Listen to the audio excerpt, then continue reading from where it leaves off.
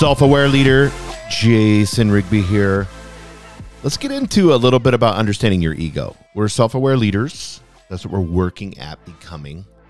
So I want us to understand the ego trap and how we as leaders can tame the beast within. How can we tame this? I was talking to a leader the other day and they were kind of getting frustrated with me because I kept asking a lot of self-aware questions and trying to get them to realize, because I don't like to go against people's free will. So I was trying to get them to realize exactly where they were at in their leadership and the things that they could do to change the way that they communicate with others. And ego kept coming up. It kept having this desire to be heard, to be wanted, to be number one. And you could see like narcissism mixed in. And a lot of times the ego wants to take over and it'll masquerade as confidence, ambition. And so we will take that, you know, like sports, for instance. And I love sports, so I'm not saying anything against it, but competition, ego helps us with that. But we will take that and we'll say on the field, on the battlefield, whatever it may be, this helped me do this.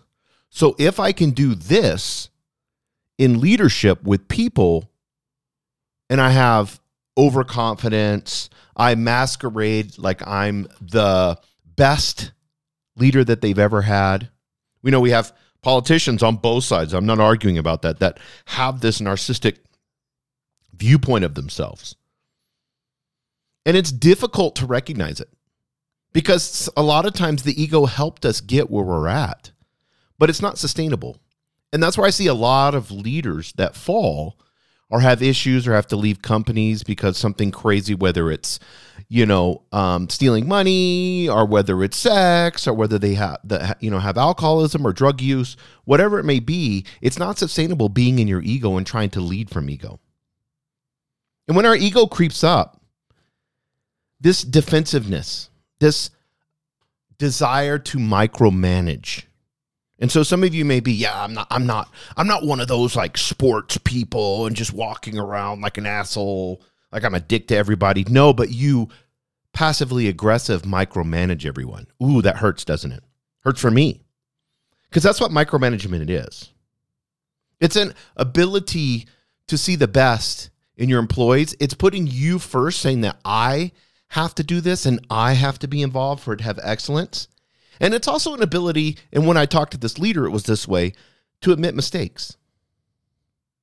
And what happens when you lead from ego solely, the behaviors not only erode trust and morale, but the biggest is they stifle creativity in your team. They stifle innovation. So how can I become self-aware and know if I'm leading from ego or not? The first step is managing ego. We need to be brutally honest with ourselves and identify those moments when our ego is driving our actions. And it's just a matter of teaching yourself to recognize it. Creating these new neural pathways in our brain that says, oh, you're leading from ego right now. You need to fix this, Jason. So let me give you some signs to look for and then tell yourself that you want to be notified when these signs happen. I do this with my dreams at night. You can say, hey, I want to remember my dreams and then write them down in the morning. And I usually have about a 1 or 2 minute window if I want to write my dreams down and see what I was dreaming about so I could see what my subconscious was processing. So I take my notes out right when I wake up and I put the dream in and log it. Then over time, I can see what I'm dreaming about. You know, I have that data for that. And this is what you can do as a leader. You can tell yourself in the beginning, say, hey, bring to aware when I'm starting to act in my ego. And here's some telltale signs. Number one, feeling threatened by dissenting opinions. Are you instantly bristling when someone challenges your idea as a leader? Are you not accepting that, or do you get defensive? That's all ego. Because a different opinion is a good thing. A different opinion gives you moats in your business. It allows you to be able to tackle a problem from all the way around it, 360 degrees. That's what you want. You don't want to just have your view of the problem. You want to have discussion so that when you look at it from all angles, you can see it. And different perspectives, different angles, all of those things create a moat. Next is taking all the credit.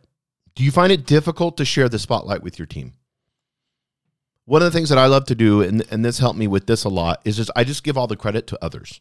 If someone's involved in something, I will never mention that I did it. I will always say this person did it, this team did it. When we have calls or whatever with the C-suite, whoever it is, I'll be like, hey, this team or these two people, they did an amazing job. If I'm in Slack or I'm in an email, I never take credit for anything at all. I always give credit to other people because I know the job got done and I'm the leader. I don't need to tell anybody that I'm the leader and it got done. They know that. So if I'm taking all the credit, it just shows me as being, to other leaders, especially leaders that have their shit figured out, it shows other leaders that you're insecure and that there's a chink in your armor. So taking all the credit. Do you find it difficult to share the spotlight with your team? Next, blaming others for failures. Do you look for scapegoats when things go wrong? This is a big one. When you have to admit that this problem was caused by your leadership because it's your team, you have to let people know that. I did this the other day. I got so aggravated with someone and I said some things in my ego I shouldn't have said. And then later I said, I am sorry. I was in my ego. I said this. I was in my ego and I got upset and I shouldn't have got upset. I am the leader. It is 100% my responsibility. And then they wrote back and said the same. I got upset too. I'm sorry, boss. How can we fix this together? Beautiful, right? Now we have transparency, don't we? And I was honest. So now we have honesty and trust and transparency. What's better in business than that? So if you can recognize these tendencies in yourself, don't despair. Self-awareness is half the battle. It is. Self-awareness is half the battle. Most people reactively go through life living off their talents and abilities, and they're not self-aware about any of those. They do not know why they were put here on this earth. They have no purpose or meaning. All they're doing is reacting to earning a paycheck, reacting to a position or a title that they're in, and all of their identity is wrapped up into doing instead of being. So here's some strategies I found helpful in keeping my ego in check personally. Number one, constantly cultivating humility. I have to remind myself I don't have the answers, and it's best that I ask a question and not give the answer. Somebody comes to me and say, hey, boss, what do you think about this, or this? I was like, what are some of the things that you're thinking about? Like if you were in my shoes, how would you solve this problem? Well, with resources, and then I'll ask somebody else if there's multiple people in the room. I'll be like, well, how would you do that? So, Bill, you just said dun, dun, dun, dun. And Susan, you said dun, dun, dun, dun. What kind of game plan, if we take those two things together, what kind of game? So I'm just facilitating questions. So Socratic method. That's all I'm doing. I have not given an answer or my direction at all in this. That's why I always want to learn from others. Everyone teaches me something. Even the people that my ego doesn't like teach me lessons. It's learn, teach, learn. If somebody's less experienced, a lot of time they don't have that years and years and years of bias. So they can come up with something that's absolutely amazing. How many times have you heard of that? Somebody coming in off of left field, and next thing you know, it's like the janitor comes up with an amazing idea and it saves the company hundreds of thousands of dollars. This happens all the time. Somebody new comes into a business. That's what I always like. And I heard this the other day from a NASA director. He asked this question. He said, what talents or abilities do you have that we're not using right now? And then try to incorporate those into the business or do a test. Say, well, I'm really good at this, or, this is something that I have a lot of fun with. I've asked people this, and it's amazing the answers that you get from people. Like, boss, I know you do leadership and stuff like that, but I've been reading a lot of leadership books. Well, perfect. If somebody's reading leadership books and studying leadership, I want to make sure that they're a leader, that they can practice what they're learning. Most people don't read leadership books. So if you have somebody that's interested in management or leadership, put them in charge of one person or two person or a product or a web page. Put them in charge of things. Say, hey, I want you to revamp our whole website. I want you to revamp our social media. You're in charge of that. Come to me in a week or two and tell me your plans for this, your ideas. And then just listen. Just listen. Let people get excited about your thing, your business. Why? I've never understood that. And I want you guys to listen to this. If you tune me out, because I've been talking for 10 minutes, I want you to listen to this. If somebody gets excited about your business that you created, why do you feel like you need to be like, whoa, what's got you so pumped up? I've seen leaders actively, when somebody gets excited about something that they've created in their business, actively shit on it constantly. If somebody gets innovated about a business that you created and they come to you and say, hey, boss, I'm super excited. I thought about this, and this. They're getting excited about your business. They're your employee. Not their own ideas, not their own business. They are getting excited about something that you created. Why would you not want that? It's the ego that says, squash, only I can be excited about my business. It's so ridiculous. Cultivate humility. Number 2, practice active listening. Pay attention to what your team members are saying, even if you don't agree with them. I don't agree with everybody. I've got far right people, far left people, people in the center left, people in the center right. I've got all kind of political people, and I don't care. They're humans. As long as they're productive and they're taking their perspectives and bringing it to me, and it's cool. I like having different perspectives. I like having different people, because most people on the left are what? They don't like rules and regulations, but they're compassionate and caring. Most people on the right are what? Fact-driven, ROI savings. I want both. I want the artistic left side of things, and I want the right, let's get shit done side of things. I want the yin and the yang. I want all of it. And I want to be able to listen as a leader and allow those two perspectives to come together. Because if I can meld them together, I've got 100%. I don't want a just all right company or just all left company. That's only 50% of the marketplace. I've just eliminated the other 50%. I want to cultivate those two things together and create unity. How can we be purple? How can we create unity where we blend the two together? That's active listening. Clarifying questions. Get good at clarifying questions. Look that up. Have ChatGPT help you. Ask ChatGPT. Say, hey, I've got this problem. You can talk to ChatGPT now on the app. Click the button. Say, hey, I have this problem right now. I have this employee. Here's the situation. Just go on and on. Talk to it for 1, 2, 3 minutes. Give as much detail as you can. And then say, I'm having this meeting. Give me clarifying questions for the meeting. And you'll have a piece of paper and you could sit there and and they're talking and talking. And then you just ask clarifying questions. Guess what? If you do that in every meeting, over time, you're going to know what to ask. Your brain's going to learn to be like, oh, Jason's keeping his mouth shut and all he does is ask questions. And guess what you're doing when you're asking questions? It's the most powerful thing. You're leading, because you're allowing people to be empowered and they're creating something. They're doing the brick by the brick by the brick by the brick. You know what you're doing when you're asking questions too? You're not taking any responsibility. You're letting them take the responsibility. And when someone creates something and takes responsibility for it, they usually finish the task because it's their project, not yours. Work is this negative view, like, oh my God, my boss he makes me want to do this. Instead of coming to them, asking clarifying questions, find out what they want to create. And if accomplish the same thing or close to the same thing, let's use their idea. Let's let them take ownership of it, because guess what will happen? They'll get so pumped and excited about it. I have this all the time. I get Slack messages on Saturdays and Sundays. Because like, I had a couple hours, boss, just want to relax. What do you think about this or this? And they're excited. That means they're working overtime on things. Cultivate humility, practice active listening. Next, admit your mistakes. We all make them. When you mess up, own it and apologize. This will show your team that you're human. Stop pretending like you're not human. That old, archaic boomer type, and if you're a boomer, I'm just saying that type of hierarchy. I'm perfect. I'm the leader. I never make mistakes. My shirt is always ironed. My tie is always perfect. And I love wearing suits. So, there's so many triggers nowadays. People are so sensitive. You can't even say anything nowadays. What I'm talking about is this. You show that you're human. You share mistakes that you've made.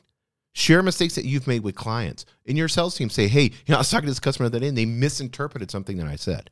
I said this, this, and this, and they thought it was this direction. So I had to have Shania come in and help me, and she helped interpret that to the client, what I was saying, and fixed it. That's amazing. People love that. You just made Shania's day, and also at the same time, you showed that you were human. When you mess it, own it, apologize it, move on. If you show people the way when they make mistakes, it's not a big deal. We owned it. We apologize for it, and we have a way to fix it, and we're going to move quick to fix it. That's amazing, isn't it? Because hiding mistakes costs how much money? You got to fire the person. There's no trust anymore. You've got a department in upheaval. They finally figured it out. They've been hiding this for 6 months. You've lost clients over it. The list goes on and on. If you mess up, own it and apologize, because that's leadership. You're leading and showing them the direction that they need to be. And it's a culture that's created that says it's safe to fail, because we're not innovating if we're not failing. That's all innovation comes from, mass amounts of failure. Ask any scientist. They know this. All the inventions that you so awesomely use every single day, whether it's ChatGPT, whether it's a computer, whether it's a cell phone, whether it's your blender, whether it's your microwave, your stove, all of those things came from people that failed and failed and failed over and over and over and over again until they finally created it. And we get to appreciate those inventions, don't we? And then finally, celebrate the success of others. And I've talked about this already. Make it a point to recognize and appreciate. Always. If you're around a group of people, I'm going to give success. I'm going to point out any type of success. That's why I like my managers to tell me, I need to know when somebody does something awesome. You need to pop your head into my office and tell me real quick. And I celebrate that. I want more positive news than negative news. Don't give me negative news just constantly. If I have a manager always giving me negative news, I pull them off and say, hey, we're focused too much on the negative. What are great things that your team's doing? If they're not doing anything great, then you're not being a good leader, and we need to fix that. I want shared ownership. I want shared accomplishments. I want a culture of people following me and seeing that I'm sharing the wealth with everybody else and sharing the credit with everybody else, so they're going to do the same. Handling ego is an ongoing process, guys. It requires constant vigilance and a willingness to confront our own shortcomings. But I'm telling you, the rewards are well worth it as a leader. When you can manage your ego, you create a positive and productive work environment where everyone feels empowered and valued. So I want to go real fast just for 1 or 2 minutes. Here are some ways to foster self-awareness within your team. Not just you, but within your team. Number 1, provide constructive feedback. Give specific examples of how ego-driven behavior is impacting the team. Be specific on that. Number 2, encourage self-reflection. Ask your employees to consider how their actions are contributing to the team's success or hindering it. I know, Andre, that you're super badass salesperson and you're a lone wolf and you like to do things by yourself, but you're kind of mean to the other sales guys. How do you think that affects the team's success? How do you think it hinders it? Do you think your ego needs to know that every month you're the badass? I think everybody kind of already knows that. Why do you need to be? I would have that conversation with him. Maybe he doesn't even realize he's doing it. And he's like, oh shit, boss. Don't ever be afraid to talk to your high performers. That's what they want. High performers want to be coached. If they don't have a leader that doesn't coach them, they're going to go find somebody that will. Offer support and resources. Provide access to training programs, coaching that you should be doing every week that can help employees develop their self-awareness skills. Remember, the goal is not to eliminate ego altogether. It is to channel in a positive direction. And we're going to harness together the ambitions and the confidence. We keep the ego in check. We have humility. We unlock full potential as leaders. And we create a workplace, guys, This is what leadership's about. We create a workplace where people love each other, where they're excited to come to work. They're excited to hop on a Zoom call. Where people truly, truly, guys, thrive.